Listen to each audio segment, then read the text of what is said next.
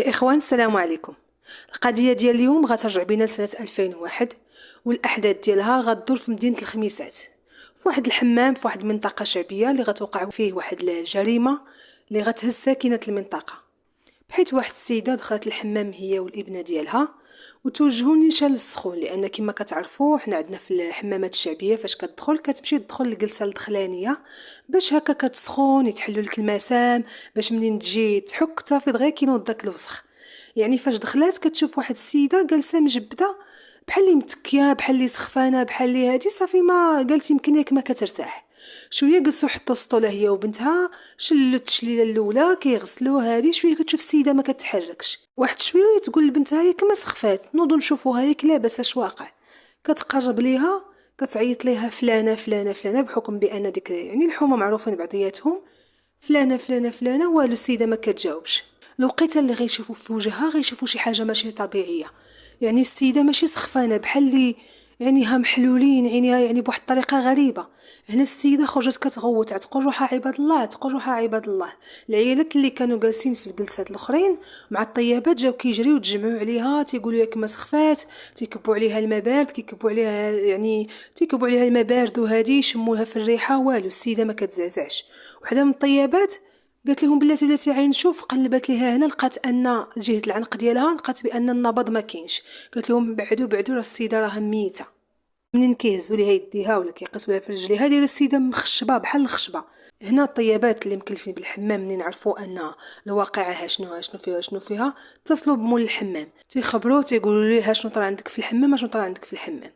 بالدور ديالو هو على الفور اتصل بالشرطه اللي قال لهم راه حنا في المنطقه الفلانيه، شنو وقع شنو وقع. هنا الشرطه غير سمعت الخبر طلبت منه ان حتى شي واحد ما يخرج من الحمام يتسد بيد من ما يجيو، بما ان السيده توفات في الحمام فضروري خصهم يعرفوا الناس اللي كانوا جالسين حداها كيفاش وقع ليها كيفاش هادي، يعني جميع التفاصيل غياخذهم عندك الناس اللي كانوا موجودين في ديك الواقعه. هنا مول الحمام خبر الطيابات يعني بالحكم انه ما يقدرش يدخل للحمام ديال العيالات، فقال ليها شنو غديري شنو غديري. داك النهار بالضبط في الحمام كانت فيه 17 المراه من غير 4 الطيابات اللي كانوا يعني متكلفين بالحمام. فهنا قالوا لهم راه ما عندكمش الحق تخرجوا، راه شنو كاين شي بقى شي رفض، شي عيالات صافي شافوا القضيه فيها البوليس وداكشي شللوا عليهم وخرجوا، يعني ما غاديش يبقاو هما حرين، فلان الطيابات ما عندهمش الحق يشدوهم بالسيف. فبقاو شي بعض العيالات اللي كيعرفوا السيده مزيان اللي بقاو معاها يوقفوا يشوفوا شنو كاين، كيترحموا عليها، فهمتي دوك الجارات القراب. هنايا منين وصلت الفرقه القضائيه بطبيعه الحال مع الشرطه العلميه، لان الحادث فيه وفاه فضروري التدخل الشرطه العلميه باش يعرفوا بالضبط شنو واقع. منين دخلوا كيشوفوا شنو كاين كيسولوا العيالات، الشرطه كتسول العيالات شنو وقع شنو هادي.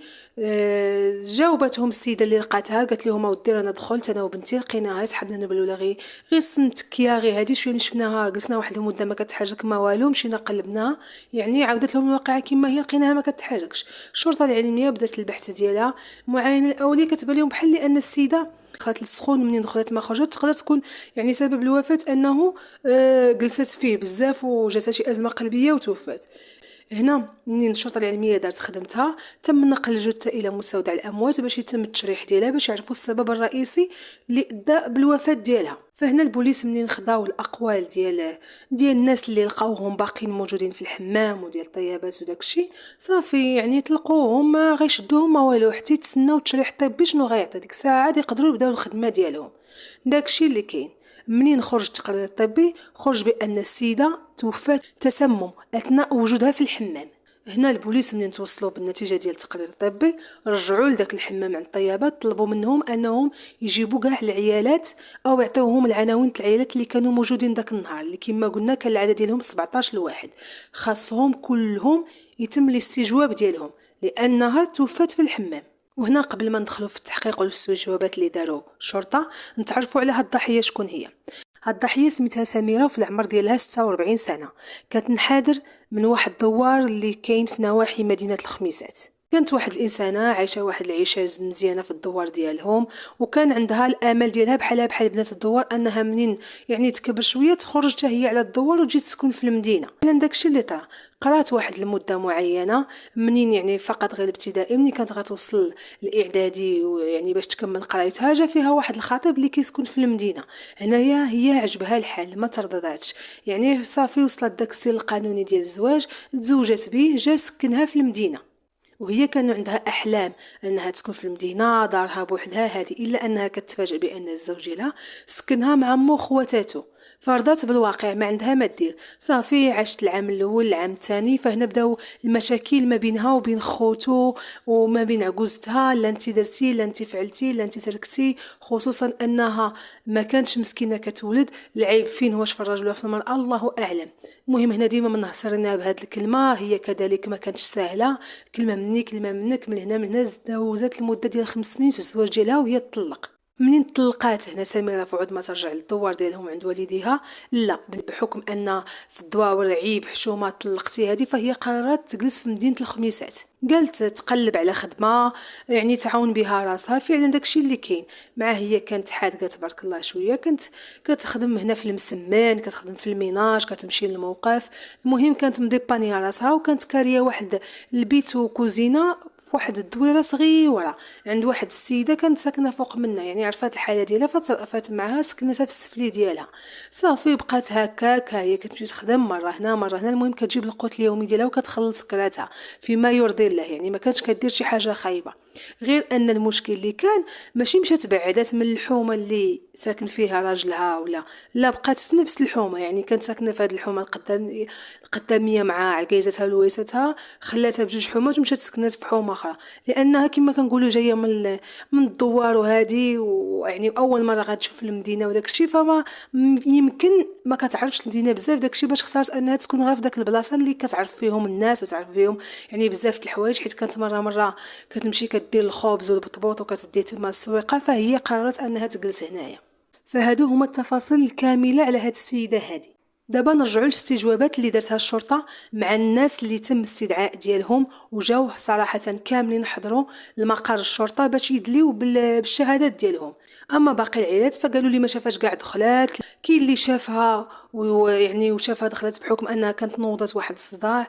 يعني كل واحد شنو تيقول. هنا البوليس ما سمعوش شي صداع ما صداع، قالوا لهم كيفاش نوضت صداع؟ قالوا ما ودي راحت هي عندها مشاكل مع عائله الطليق ديالها، مع جوزتها ومع لويستها، راه ديما فاش كيكونوا مثلا في الزنقه ولا هذه لا تلاقاو هكا الوجه في الوجه كيبقاو يدابزوا، مالك كتشوفوا فيا، مالك كتخنزري فيا، مالك هذه، كيوصلوا كاع لدرجه ان نتيف يعني مناتفه وداكشي وكيفكوهم.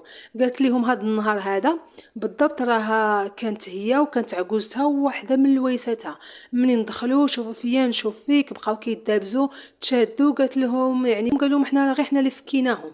فعلا داكشي اللي طرا. من نسمعوا البوليس هاد الهضره هادي توجهوا لدوك الناس اللي كانوا من بين الحضور اللي جاوا باش يدليو بالشهادات ديالهم، دخلوهم هضروا معاهم شنو وقع لكم بالضبط مع هاد السيده هادي.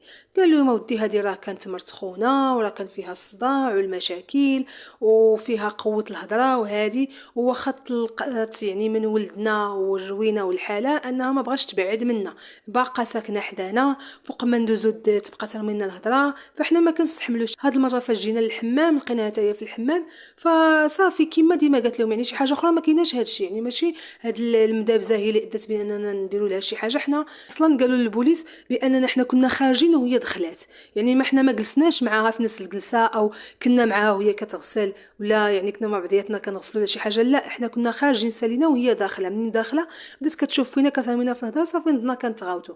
الشيء اللي تاكد منه البوليس مع الطيابات ومع الناس فعلا ان هاد الناس هادو اللي كانوا يعني هاد الحما واللوسه السابقه ديال سميره انهم كانوا خارجين وهي داخله، فتشدوا غير في يعني غير في ديك الجلسه البرانيه. فهنا الشرطه ما زادوش عمقوا معاهم البحث بزاف، لان ما كاين حتى شي حاجه كدينهم.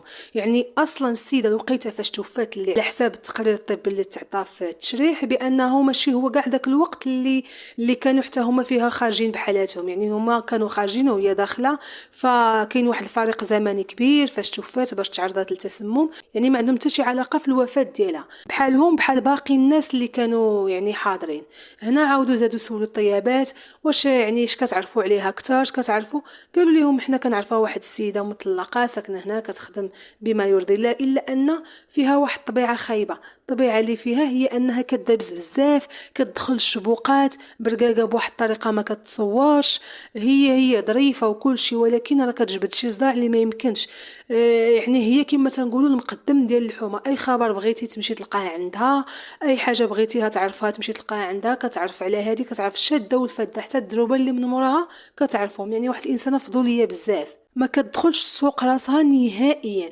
قالوا ليهم واش نهار جات واش شفتوا شي حد يعني دخل هضر معاها بشي طريقه، واش يعني دابزات من غير مع هاد العائله اللي كانت مزوجه بهم هذه؟ قالوا لا ابدا، المشكل اللي وقع هي مع هاد العائله هذه، هما خارجين وهي داخله، اما شي حد اخر لا دخلت كتحمم كيما موالفه. هنا البوليس مشى للحومه ديالها باش يسول عليها اكثر، يشوف يدخل لدارها باش يشوف شنو واقع، ياك ما كاينه شي حاجه، ياك ما كاينه شي خير، زعما يدلهم باش يلقاو التفاصيل.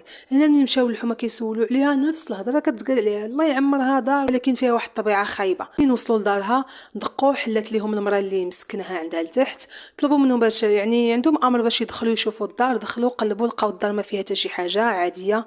السيده عندها واحد البيت وكوزينه وحمام اعزكم الله، يعني مقاده حالتها هكذا، ما كاين حتى شي حاجه اللي كدير الشكوك ولا شي حاجه. منين سولوا المراه ايضا اللي ساكنه عندها هاد سميره شنو كتعرفي عليها، حتى هي قالت لهم نفس الهضره، الله يعمرها دار وكذا وهذه، الا في هذيك الطبيعه الخايبه.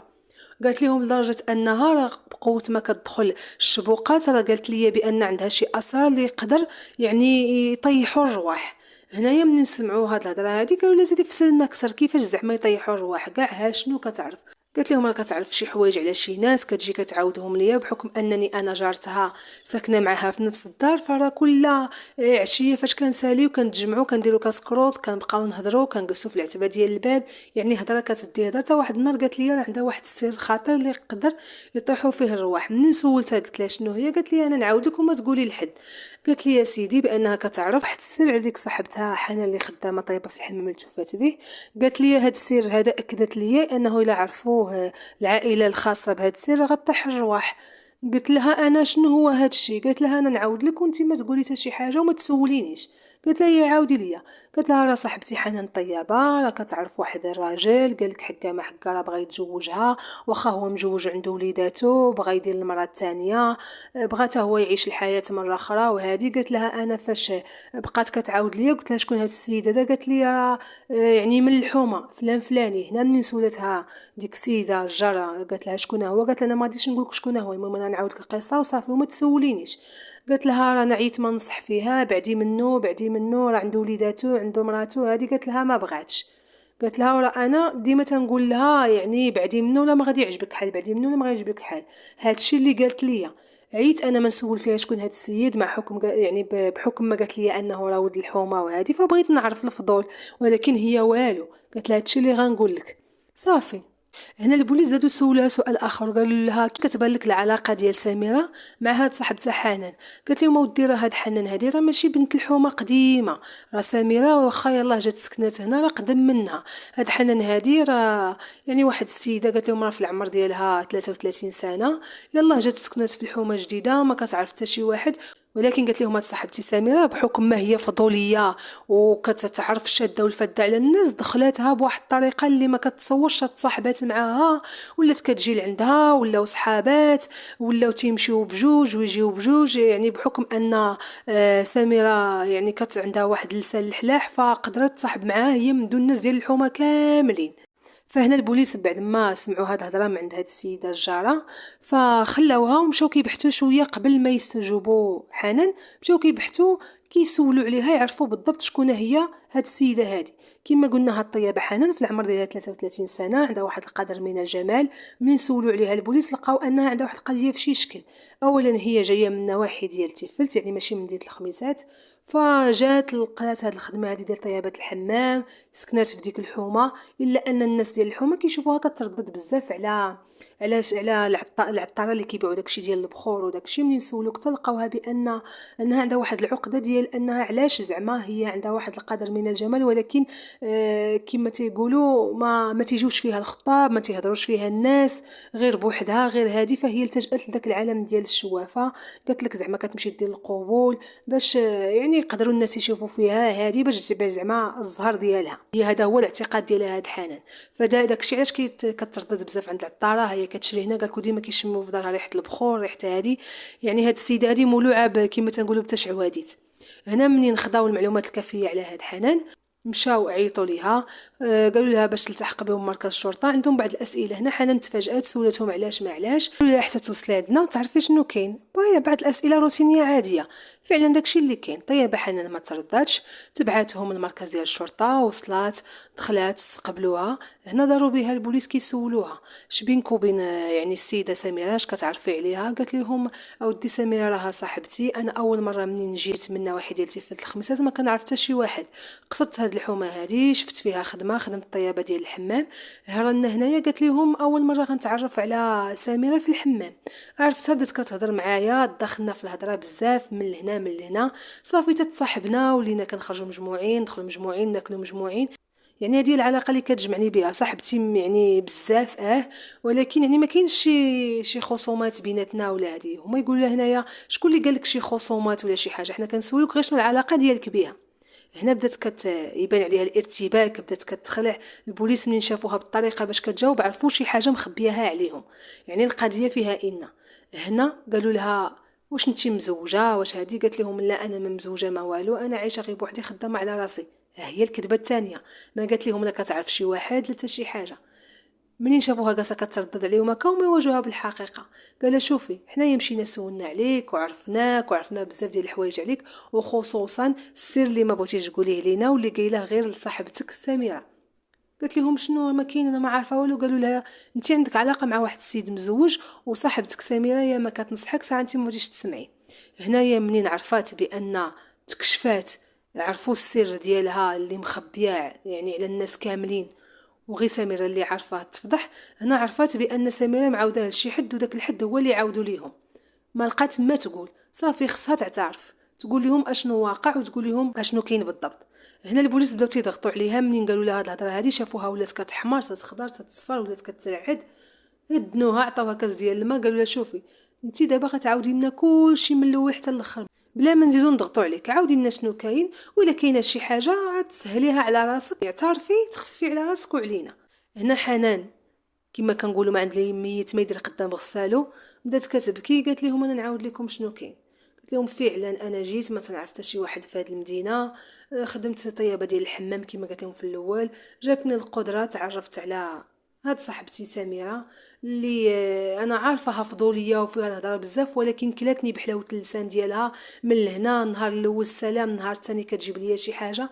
فصافي قلت واخا يعني ما ناخذش عليها النظره اللي واخدين عليها الناس الاخرين، يقدر تكون هذيك طبيعتها، هذيك هي يعني البليه ديالها التبريق وداك الشيء، ولكن انا زعما نهضر معها في حدود. قالت لهم صافي بديت معها في حدود النوبه الاولى من لهنا من هنا ما عرفتش راسي، تلقيت راسي كيفاش عاودت ليها هذا السر هذا.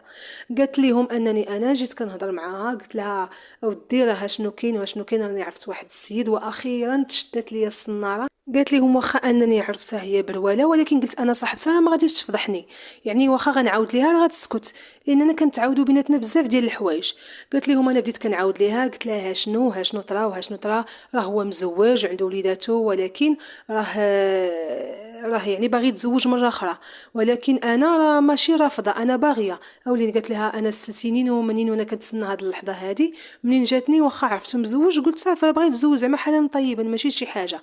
فهنايا قالت لهم فاش بقيت كنعاود ليها بقات كتصر عليا، يعني كتقول لي كتلح عليا شكون هذا شكون هذا شكون هذا.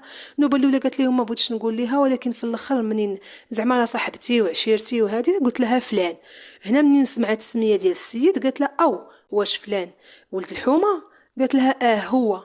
قالت لهم هنايا منين سمعت السميه ديال السيد وعرفاتو شكون تصدمات، بقات كتغوت عليا، قالت لي لا صاحبتي وهذاك مزوج وعنده وليداتو وعنده هادي وعنده هادي، حشومه عليك ومرتو صاحبتي وهادي. شكون هاد السيد هذا وشكون هاد صاحبتها؟ اللي صادم في الامر هو انه عقلته نهار كانت كتعاود لجارتها اللي ساكنه فوق منها اللي كان لها الدار، قالت لها انا نقول لكم ما تسولونيش شكون هو، راجل ديك صاحبتها. والسيده مسكينه اللي مقلوبه عليها الكفه هي صاحبتها اللي مسكناها اللي كاريه ليها.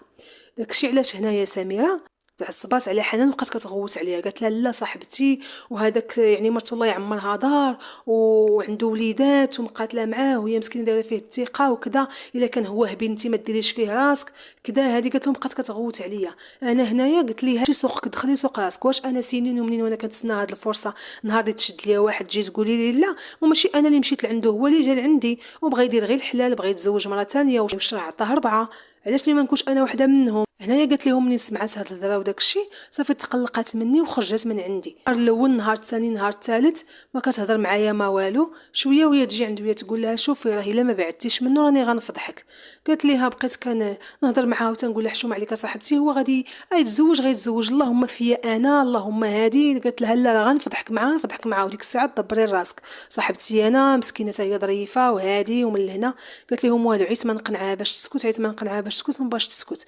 قالت لهم دازت مده وهي تجي عندي. قالت لها الا بغيتي نسكت عندي ثمن. راه فكرت حتى انا وعرفت بانه الا غيتزوج يعني سوا ما كنتيش معاه نتيا راه غادي يمشي يتزوج بمراه اخرى. قالت لها حنانيه وشنو هو الثمن؟ قالت لها عندي شرط. قالت لها شنو هو؟ قالت لها فيما نجي للحمام تحكي ليا فابور وما نخلصش الحمام، ولا بغيت شي حاجه انت تقضيها ليا. قالت لهم هنايا النوبه الاولى وافقت. ولات السيده فعود ما كتمشي للحمام، كانت كتجي مره في السيمانه ولات كتجي 3 المرات في السيمانه. كل ساعه هي داخله عليا خصني انا ندخل نعمر لها سطوله ونكس لها من راسها حتى لساسها، وانا اللي نخلص داكشي كلشي، نعطي الفلوس انا بحال اللي خلصاتني ونخلص الحمام بانها بحال اللي خلصات لي. وزياده على هادشي فوق ما بغات شي حاجه الو حنان تقادت ليا البصله، الو حنان تقادت ليا مطيشه، الو حنان خصني اللحم، الو سيري جيبي ليا هادي، الو فعلي لي، الو العيد هذا خصني جلابه. قالت لهم ردتني بحال اللي تقولوا راجلها خصني نبدا نصرف عليها. نوبه الاولى تقبلت داكشي تنقول دابا تسكت دابا هادي دابا هادي والو، هي ما بغاش تنعس الشيطان. وانا قالت لهم خفت نقولها للسيد اللي كنعرف ويصدقوا شي مشاكل ويقول لي انت السبب وتفرق معايا وانا بالدرع ما لقيته. بقيت الشهر الاول بعد ما ساقت الاخبار لينا يعني على هاد القضيه هادي، بقيت الشهر الاول، الشهر الثاني، الشهر الثالث، صافي قالت لهم طافح الكيل عييت او ولات كتستفزني بزاف. ولات هادي فوق ما مثلا نقولها لا ما مساليش كتقولها ياك ما بغيتي الرمانه تفرقع، يا ما كما بغيتي الرمانه تفرقع. قالت لهم بزاف عيقات عليا. حتى لواحد النهار جات الحمام كنتسناها انا بفارغ الصبر بحكم انني انا. قالت لهم راكم عارفين داكشي ديال الشعوذه كيعلمك بزاف ديال الحوايج، كتعرف هادي مع هادي وكلي هذا، يعطيه ياكل هذا، عطيه ياكل هذا، عطيه يشرب هادي، عطيه يشرب هادي. فقالت لهم انا صافي طلعت ليا في راسي قلت غادي ندير ليها شي حاجه اللي صافي غنتبعد مني في خطره. قلت لهم فعلا بديت كنتسناها هي غتجي اليوم غدا، تجي اليوم غدا، تجي اليوم غدا. صافي انا ما بقيتش كنمشي عندها للدار بحكم ما انني كنت كنشوفها كتجلس بزاف مع هاد المراه، فكنخاف نمشي نوض شي صداع بيناتنا تصدق فارشاني ونصدقوا تما كاينه طايحه الروح. صافي قالت لهم كنتسناها حتى جات الحمام. قالت لهم من نهار الواقعه جات الحمام عيطت لي حنان راه انا غادي نجي الحمام راه هذا هادي. قلت لها يا جي مرحبا راه بلاصتك واجده. جات دخلات جلسات كما العاده كتشرط عليا انا نجلس في السخون شويه وواجي حكي ليا شويه وهادي. قلت لهم داكشي اللي كاين. دخلات كسلتها عمرت ليها السطوله واحد شويه وهي تقول لها صافي انا غنرتاح شويه في هذا السخون وغنخرج عافاكي واحد 10 ديال الدقائق رجعي عندي باش تعمري ليا السطوله. قلت لهم داكشي اللي كاين. مشيت انا خليتها تما ترتاح بعد ما كسلتها وكل شيء.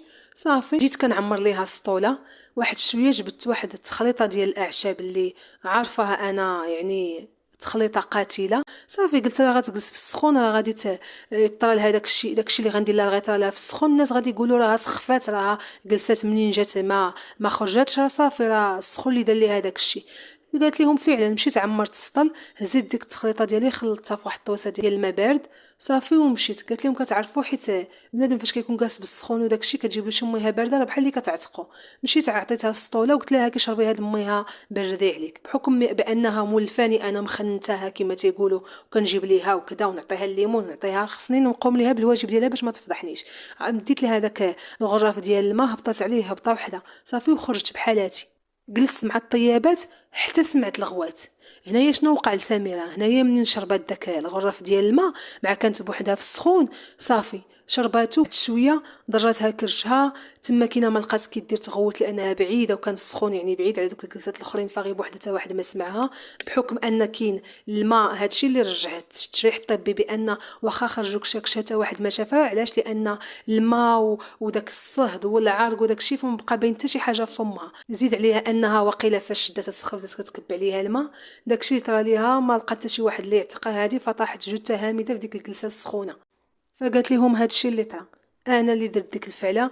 علاش؟ حيت راه كنت كنتعرض للتهديد، كنت كنتعرض لبزاف ديال الحوايج، كتستفزني، كتستغني. هادشي اللي طرا هنا. بعد ما قدموها الحكم، القضاء بطبيعه الحال ما عندوش شي دليل على ان هاد السيده سميره كانت كتهددها، ولا ان كانت يعني، حيت ماشي كتهضر في التليفون ولا شي حاجه، ما عنده حتى شي دليل. يعني هاد السيده حنان اللي اعترفت بانها هي اللي ارتكبت الجريمه، دلائل ثابته عليها. اعترفت بفمها، لقاو عندها دوك الاعشاب اللي تسممات بهم، داوهم للتشريح الطبي، لقاوهم مطابقين يعني الماده اللي تسمت بها السيده سميره. داكشي باش بعد ما تبت عليها هادشي كامل، القضاء حكم عليها ب 25 سنه ديال السجن، لان هنا قتل مع سبق اصرار والترصد. كانت ناويه دير هاد الفعل سوا اليوم سوا غدا، كانت مخططه ومشات وشرات الاعشاب وخلطاتهم وعطاتهم لها وصافي، ونفذت الجريمه ديالها بطيب خاطر، ومشات جلسات بحال اللي ما دايره حتى شي حاجه.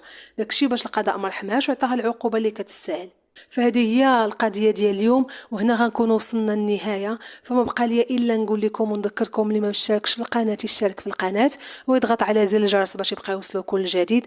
اما اللي مشترك فكنبغي نقول ليه شكرا، وما تنساوش تشوفوا القضايا السابقه في القناه. والى اللقاء الى قضيه جديده ان شاء الله.